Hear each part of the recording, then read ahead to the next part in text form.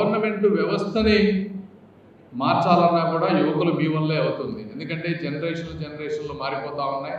ఒక వ్యవస్థలోకి వెళ్ళినప్పుడు ఆ వ్యవస్థలో మీరు ఇరుక్కుపోతారా, ఆ వ్యవస్థని మార్చగలుగుతారా అనేది మీరు చేసే పని మీద, మీ శక్తి మీద ఆధారపడి ఉంటుంది. ఇది చాలా ఇంపార్టెంట్ నేను చెప్పే పాయింట్. ఎందుకంటే ఈరోజు భారతదేశంలో యావరేజ్ ఏజ్ 29 సంవత్సరాలు యావరేజ్ ఏజ్. ఇంతటి యువత ఉన్నటువంటి భారతదేశం, ఈ భారతదేశానికి ఎక్కువ మంది భారం అవ్వకూడదు. మీరుండే స్కిల్, మీరు చేసేటువంటిదే ఈ భారతదేశాన్ని ముందుకు తీసుకువెళ్ళినా, ఆపేసినా, వెనక్కి తీసుకెళ్ళినా కూడా జరిగేటువంటిది. ఇవన్నీ ఎందుకు చెప్తున్నాం అంటే, ఇప్పుడు ఎందుకంటే నేను కూడా రాజకీయ వ్యవస్థలో వచ్చాను. రాజకీయ వ్యవస్థలో వచ్చినప్పుడు రాజకీయం ఒక రకంగా జరుగుతూ ఉంటుంది. ఆ వ్యవస్థలో ఇరుక్కుపోకుండా మనకంటూ మనం ఏమి చెయ్యాలి అనుకుంటున్నా అనే దాన్ని ఎప్పుడూ మర్చిపోకుండా ముందుకు వెళ్ళినప్పుడే మీ జీవితానికి కూడా, మిమ్మల్ని కన్న తల్లిదండ్రులకు కానీ, మిమ్మల్ని నమ్మి ఈ ఉద్యోగం మీకు ఈరోజు వచ్చేటువంటి శాలరీ ఎవరు ఇస్తున్నారు? మోదీ గారు ఇవ్వట్లేదు, నేను ఇవ్వట్లేదు, ఇంకొకళ్ళు ఇవ్వట్లేదు.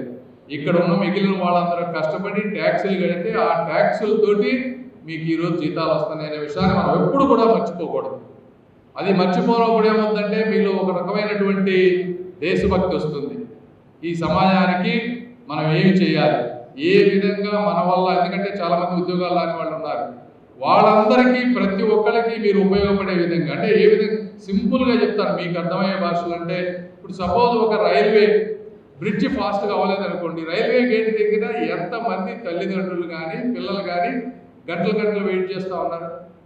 ఆ ఎన్ఆర్ రింగ్ రోడ్ దగ్గర నేను కనీసం ఈ 2 సంవత్సరాల్లో 20 నిమిషాలు మినిమం వెయిట్ చేసే సందర్భాలు చాలా ఉన్నాయి. నా టైం ఎంత వేస్ట్ అవుతుంది? ఇట్లా రోజుకి మీరు ఒక్కొక్క 5-10 నిమిషాలు మీరు యాడ్ చేసుకుంటా ఉంటే ప్రొడక్టివిటీ అనేది సొసైటీలో ఉండదు. దానికి ప్రతి ఒక్కళ్ళు ఎంతవరకు చేయగలరో, మీరు మీ స్థాయిలో ఏది ఉందో మీకు వచ్చే ఫైల్ చూడటం, ఇమీడియట్గా దాన్ని నెక్స్ట్ లెవెల్కి తీసుకువెళ్ళటం, సమస్యలను పరిష్కరించడం.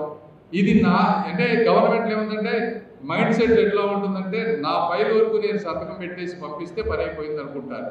అది కూడా చాలామంది చేయరు. మాకు పోస్టల్ డిపార్ట్మెంట్, కొంతమంది పోస్టల్ ఉద్యోగులు కూడా ఉన్నారు. గత 2 సంవత్సరాల్లో చాలా విప్లవాత్మకమైనటువంటి మార్పులు పోస్టల్ డిపార్ట్మెంట్లో తీసుకొచ్చాం.